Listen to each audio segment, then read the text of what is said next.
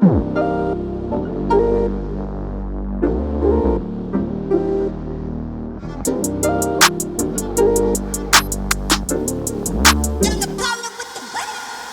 наконец-то можно выйти на улицу и уже под солнечными лучами света показать немножко наших творений. Вот буквально неделю назад мы создали верхний спойлер на G05.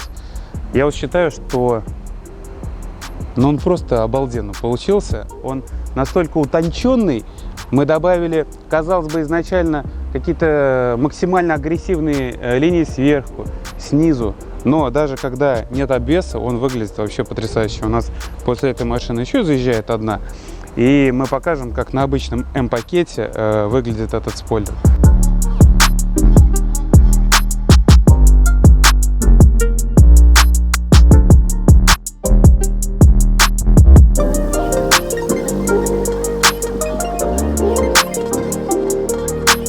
Значит, мы установили на нее М-пакет. У нас, если вы смотрели предыдущее наше видео, где мы устанавливали клиенту из Уфы карбоновый комплект, у нее, соответственно, остались родные бампера. Ну, я подсказываю клиенту: слушайте, зачем они у вас будут на складе лежать, когда давайте кому-нибудь их условно продадим на более выгодных условиях, если покупать их изначально. У клиента не было М-пакета на этом автомобиле, поэтому я взял клиентские бампера, поставил сюда, и на клиентские бампера установил наш лайт-комплект. Вроде получилось неплохо. Кстати, вот еще многие клиенты, владельцы спрашивают, что можно сделать с насадками.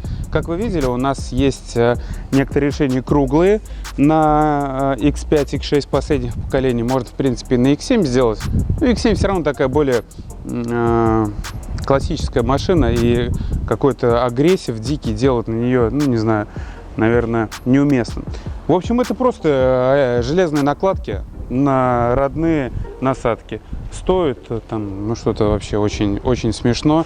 Если кому-то интересно, по курсу посчитаем на момент обращения. Дальше.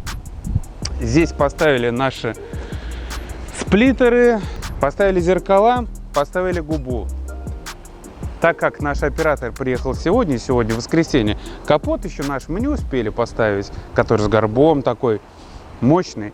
Поэтому пока можно порадоваться вот таким луком. Как только поставим капот, обязательно покажем уже на чистой машине, с красивым светом, с красивым зеленым фоном. Все прям по красоте сделаем. А пока вот так вот. Ну все, я замерз, надо внутрь заходить, X7 показать.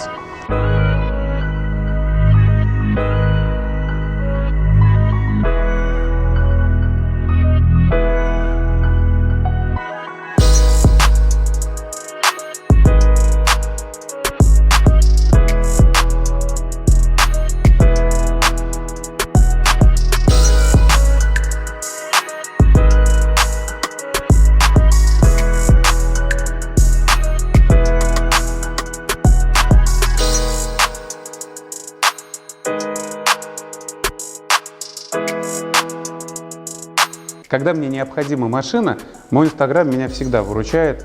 В основном я это делаю на моем личном, который, наверное, вы видели в начале выпуска. Вот. На рабочем мы особо не выкладываем, что нам нужны какие-то машины. Поэтому вот такие вот на 2 аккаунта мы делаем. Ну да ладно. Значит, честно вам признаюсь, 3-й раз делаем расширение на BMW X7. Сначала мы сделали его на ЧПУ и планировали, что это будет сверху на скотче трем прилепил, и выглядит это вроде как нормально. Это я изначально так делал. Сделал, кучу денег заплатил, значит, за материал, за расходку, за все эти выравнивания поверхности, потому что она должна быть под лаком, чтобы делать формы. В общем, сделал, накинул и понимаю, что какой-то колхоз. Ну, вот прямо вот с этим стыком, где одна на другую находит, и вот этот вот шов, ну действительно, не так, как это должно. Перед тем, как вы меня сейчас увидели, видели, что эти накладки, они защелкиваются.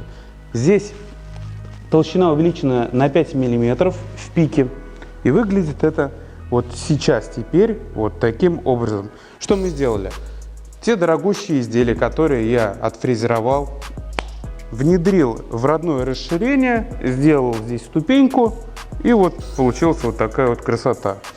Какие проставки здесь будут нужны? Ну, примерно, я думаю, что 15 миллиметров, чтобы это вынести. Ну, вообще вот эта вот сама идея с расширением на BMW X7, она больше создана не для того, чтобы боковая часть была почище. Но сами понимаете, когда здесь дополнительная защита, все остается в арках, и на боковую часть ничего, так скажем, не летит.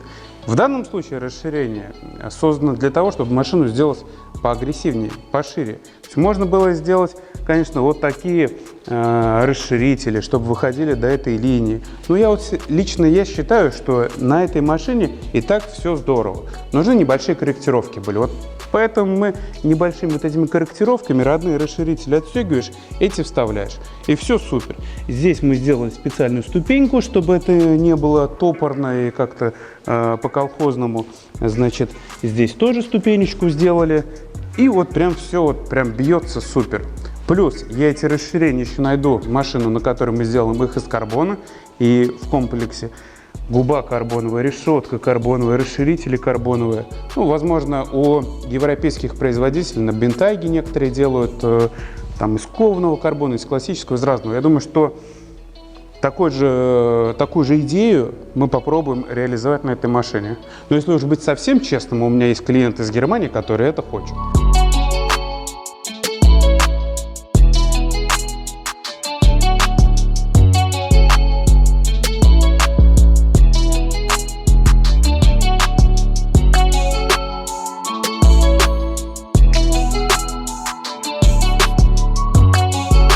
Это макеты, то есть можете не обращать внимания, что здесь возможно еще, так скажем, шагрень и прочие моменты.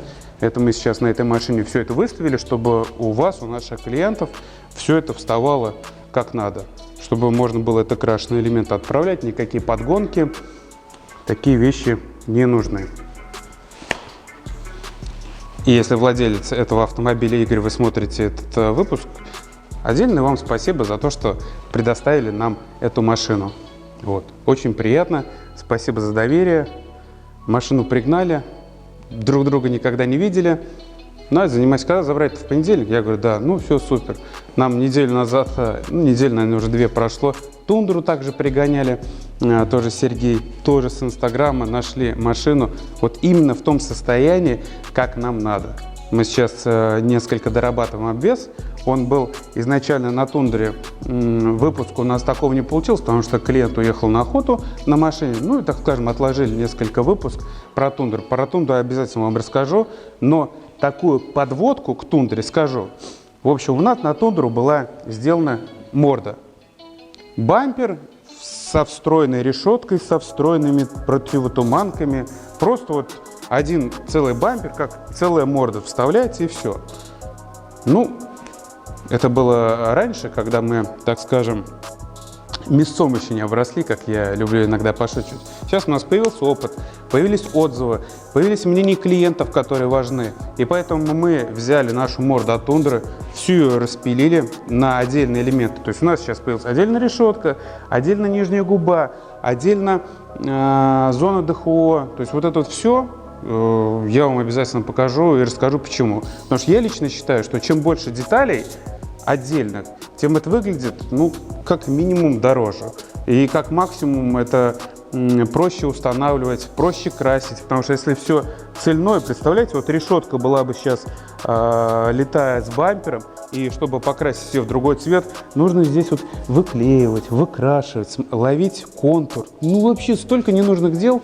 В общем, мы, так скажем, потихонечку исправляем все наши ранние какие-то такие небольшие недоработки или большие. Если машину опускать, соответственно, колесо под арку заходит. И если мы его примерно на 15 мм вытащим, то он также будет уходить туда и не будет бить вот в этот расширитель. Это кажется, что сейчас мы колеса вытащим и будет крыло выбивать. Но если в разумных пределах это делать, то окей. Также, если в данном случае это родные диски M-Performance, мы можем путем адаптеров вытащить из арок. И если делать наши кованые диски, то мы можем сразу их сделать, чтобы не нужны были никакие адаптеры, проставки и прочие моменты.